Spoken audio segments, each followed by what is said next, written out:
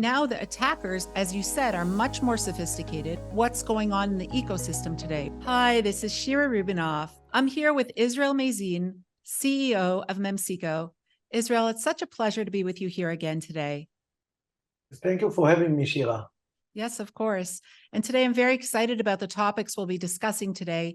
Firstly, we're going to discuss innovations in cybersecurity. And that's a huge topic, and a topic that is expansive, a topic that's ever changing and really exploding across every ecosystem, dealing with the different innovations coming up in cybersecurity. So what I want to talk about is to touch upon different emerging regulations and statistics that need to shift towards digital trust and customer protection. And I want to highlight customer protection. And I know that's something that you deal with a lot. So my first question to you is, how have cyber threats evolved in recent years, and how should companies adapt their technology to address these changes? Yes, so actually there are a significant increase in cyber attacks in the last few years, especially because it's become easier for attackers. There are a few types of attackers. One, more sophisticated hackers, also states that, but also many hackers that are not sophisticated at all, but they have the kits that, like, for example, doing attacks as a service, spoofing as a service, or other attacks, or today with AI, because in the last few years also AI developed a lot, and so a lot of cyber, it's easier to do cyber attacks using the AI, that it's much easier to create these attacks. So there are a few types when we are looking on these attacks, how it evolved. So there are more actually penetration into the organization, hack the organization through find vulnerabilities. Another way is to all this self-credential that you of employees, but also from users of the organizations, trying to steal from them money after they steal their credential and transfer, buy fake goods and many others. So what we see today, and more attacks that happening or directly to the organization or through the self-credential, that it's easier even because when employees or users fall to these scams, it's then much easier to penetrate. And the problem that all of these attacks, what we see more and more, unfortunately, in the last few years, that they are stealing data, but also that the ransomware that we see a lot. It's like organization, almost crime organization, they're doing this ransomware. And it's a lot of money that then the organization need to spend and pay to release, for example, encrypted data, or that they'll not release and distribute their data publicly, because this type of crime and this type of attacks can destroy sometimes the organization because it shut them down. Yes. And interesting how you put that, attacks as a service. We're used to in the industry as security as a service. And that is very widespread, especially the different highlighting points that you've made. And talking about ransomware and being proactive in your cybersecurity posture is critical for organizations, as you said, not just within the organization, but also customer facing, which points me now to something I really want to dive deeply into. And I know this is something very important to Memcyco, the importance of customer protection. So I'd like to know how you feel companies are protecting their customers from cyber attacks. And that's a very big question as well, because there's so many different points, but I know you have a very good handle on that. And I'd love to hear what you have to say. Yeah, so there are all these solution in the market that it's more today doing like multi-factor authentication or biometric on other stuff, but still the customer, they less put emphasize on the customers and more on their employees or their organization.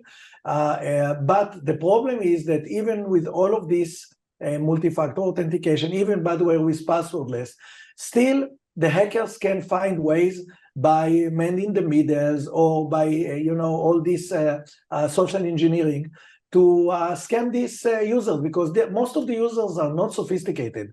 So when they get email with, like, for example, fake sites or advertisement of fake sites, they access to this site, and then they put their credential. And now, because of the hacker are more sophisticated and using AI, even they know how to get from them the multi-factor authentication on the code or other stuff.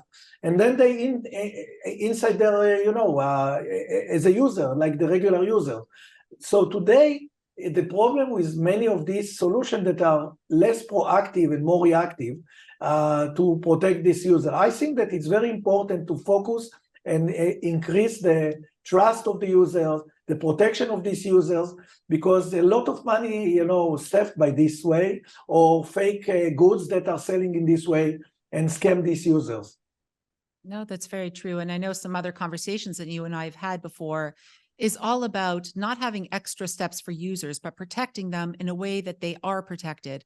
And a lot of the time, there's something called negligent insider threat or outsider threat, where somebody doesn't realize what they're doing, but they're still trying to be safe. And now the attackers, as you said, are much more sophisticated. And it's not just trying to trick, they play on human emotion. What's going on in the ecosystem today? What are people passionate about or worried about? Sending something that might encourage them to move quickly without thinking about what the security is. And the bottom line is the end user shouldn't have to think about it, but know for certain that they are protected. And I like the fact that you really highlight that, because that's a very important piece in security of not having those extra steps, but knowing for certain the protected site is the protected site and not having to dive deeper and try to figure it out yourself. So thank you for sharing that. And could you talk a little bit deeper about the piece of no extra steps for users on the side of being protected? Yes, this is what the proactive that I said before, because the user, as you said, the user are not so most of the users are not so sophisticated. Right. And then they give them multi-factor authentication and biometric and other stuff, and it's too much for them. So I think that, they want to get it automatically. So it means that you need products and solution that actually protect the user, actually warn him. For example, if we're talking about fake sites, don't enter to these sites, or give him like something that show him that he's in the right site, like watermark or other sign that show them that they are on the right side and genuine site. They don't need to think too much because they don't have time to think when they are working online. It's fast.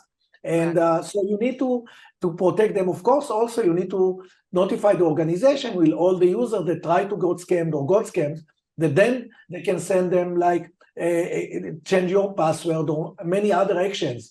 But user must get a lot of this stuff protection automatically and proactive. And this is, I think, what need to, the right product today in the market that protect the users. They must have real-time protection to these users, because they need to think about, the organization need to think about them as not sophisticated users that access, and always many of them can get scammed because they are, they didn't remember, and actually type their multi-factor or the code that they got to someone else that actually access to their site, to their users and more. So I think the main, protection need to be proactive in real time. No, I very much agree. And I think this is almost like a multi-pronged approach, which you must have multi-factor authentication, but you can't forget about site authentication as well, in a way that is very apparent for the users to understand and know without doing extra steps, second guessing themselves, circumventing it, going around extra steps. As we know, you're thinking about the way we work today. We worked at warp speed. We need to get things done. We're multitasking. So how do we remain safe while we're multitasking? And being proactive in your cybersecurity stance is very critical. But also, as you mentioned, reporting back about anything that is wrong is also important. It's not just putting it out there, it's doing the rest of the job, proactive and reactive hand in hand. And we also discussed issues with SSO solutions. And as we know, SSO is widely adopted by enterprises to protect their employees. But is this solution foolproof as advertised, or is there more to it? I'd love for you to share that with our audience, because sometimes things are just, okay, well, that's what everyone does, so we'll do it. I'd love to hear from you, your perspective on that. Yeah, unfortunately, it's not foolproof. It's very important to have SSO, because then you don't need to access to many applications with different passwords. But the issue with this is that you have one login page that through this login page, you access to all your systems. So if, then it's vulnerable and it's not safe enough. I tell you an example. I got a few times in the last few weeks, we're using SSO, and then the best way to get your credential is to send you fake login page that look exactly the same like your login page. You put your credential. Now, mostly they urgent. They do it like urgent. Or somebody change your password, change it immediately because you freeze your account. But it's not true. It's a scam. You don't know. So what I did, I tried to investigate. I send it to our DevOps guys, and but most of the people will access from our analysis and talking with customers, between 15 to 25% of their employees fall to these scams. The problem with these scams is that when you get this credential of the employee and you put them in the middle in other sophisticated way, you can access to the data of the organization. And then you can do ransomware, you can steal data. This is a lot of the ransomware steal from theft credentials. So yes, look, to have SSO, it's very important, but the way to protect it is to make sure that if somebody send you the wrong or fake login page, again, what I talked before, but this is even more critical, then you need to alert to the organization and to the employee that actually it's not the genuine login page. This is very critical because this can cause a lot of damage to the organization with ransomware, leaking data, and all of these problems. Yes, of course. It's all those things. And even think about reputational damage. Every Yes. company is competing for the same type of space. Reputation is critical. It's stellar. You lose a reputation of a company spends millions of dollars to try to regain that. But once there's already a blemish there, it's not easy to recover. So having all those pieces at play, it's critical to be proactive there. So that is super important. Israel, any other pieces or maybe a little bit of a cybersecurity example of something you're seeing now in the ecosystem that you'd like to share with our audience as just like a helpful hint going forward? Yeah, what we see a lot, again, ransomware is something that organizations really, really concerned about. What they are telling, we are not sleeping at night because of this.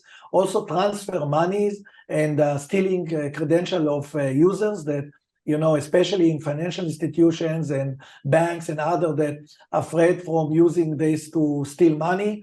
Because at the end, most of them, some of them because of regulation that they have in some countries, they need to pay the customers. It doesn't matter why and how he lost this money. So we see a lot of attacking from that trying to do ransomware, and this is where very critical, most of them through theft credential. So very critical, what I said before, to secure your SSO with, and how customer told me, I'm not sleeping at night because of this. So anything that can strengthen the security of this SSO login pages, I'll buy it. And also we see more and more today that organizations care about their customers. It's their problem. They see it as their issues to protect their customers from follow to this scam. So this is a trend that I see more and more.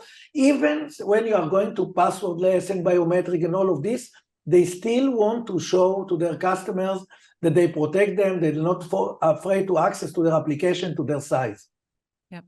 No, very important, Shira, Israel, and thank you for your insight into these very important topics.